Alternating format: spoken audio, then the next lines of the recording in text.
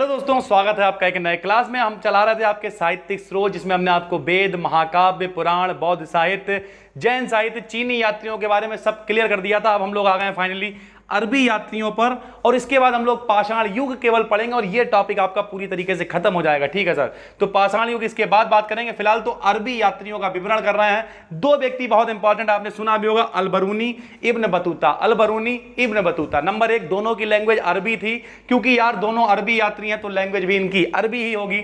ये आया 11वीं सदी में, महमूद गजनबी के साथ आया था। अरबी में लिखी इसने तहकीक हिंद, किताब अल हिंद। कितनी? तहकीक हिंद, किताब अल हिंद, जिसे भारत एक खोज के नाम से भी हम लोग पढ़ सकते हैं। ठीक, भारत की खोज।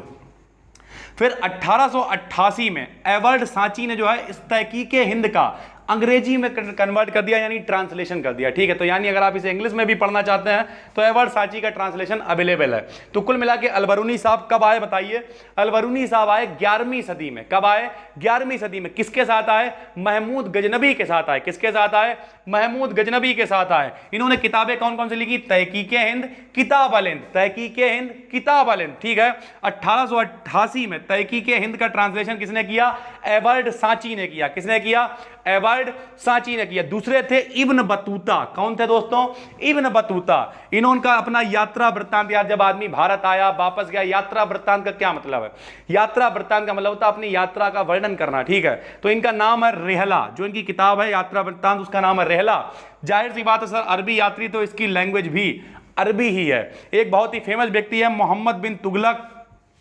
इन्होंने इसे दिल्ली में काजी बना दिया था, काजी का पद दिया था, और बाद में राजदूत बनाकर इसे चीन भी भेजा था अपनी तरफ से मोहम्मद बिन तुगलक ने। बहुत ही इंपॉर्टेंट क्वेश्चन है, मोहम्मद बिन तुगलक ने किस अरबी यात्री को राजदूत बनाकर चीन भेजा? आप आंखें बंद करके लगाएंगे इब्न बतूता। क्या लगाएंगे? Ibn Battuta. तो बोलिए अरबी यात्री कितने हैं? दो। एक है अलबरूनी, दूसरा है इब्न बतूता। अलबरूनी किसके साथ आया? महमूद गजनबी के साथ आया। कब आया? 11वीं सदी में आया। इब्न बतूता किसके शासनकाल में आपको दिखाई दिया? मोहम्मद बिन तुगलक। उसने काजी का पद दिया, कहां? दिल्ली में। बाद में राजदूत बना के कहां भेजा? चीन में। ठीक है सर, इन दोनों की भाषा कौन सी थी? अरबी थी। इनकी किताब कौन सी है? रेहला है। इनकी तहकीक हिंद है और किताब अल हिंद है। ठीक है, तहकीक हिंद का ट्रांसलेशन किसने किया? एवर्ड सांची ने। कब किया? 1888 में। और किस में किया?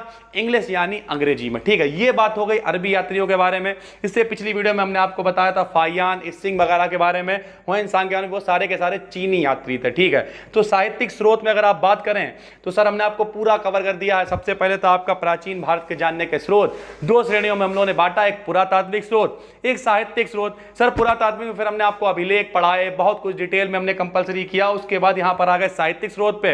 यहां पे वेद, महाकाव्य, पुराण, ये सब आपका कवर कर दिया गया। इसमें केवल एक पाषाण युग और है थोड़ा सा, उसके बाद ये पूरा टॉपिक क्लोज हो जाएगा और फिर हम लोग बढ़ेंगे नए टॉपिक यानी नए चैप्टर की तरफ। ठीक है, लेकिन अगर आप इस वीडियो को पहली बार देख रहे हैं तो सर इससे पहले भी 15-16 वीडियोस हैं, पूरी प्लेलिस्ट लाइन से देखिए और नोट्स बनाते चलिए, बिल्कुल भी समस्या आपको नहीं होगी। ठीक है, फिर भी समस्या होती है तो हमारी एप्लीकेशन को डाउनलोड कर लीजिए। डायरेक्ट हमसे आप चैट पे बात कर सकते हैं, अपनी समस्या को बताइए, उसे भी हल करने की कोशिश करेंगे। कोई टॉपिक पे आपको वीडियो चाहिए बताइए, उस पर भी लाने की कोशिश की जाएगी। ठीक है, फिर मिलते हैं आपसे एक नई वीडियो में, तब तक के लिए जय हिंद, जय भारत।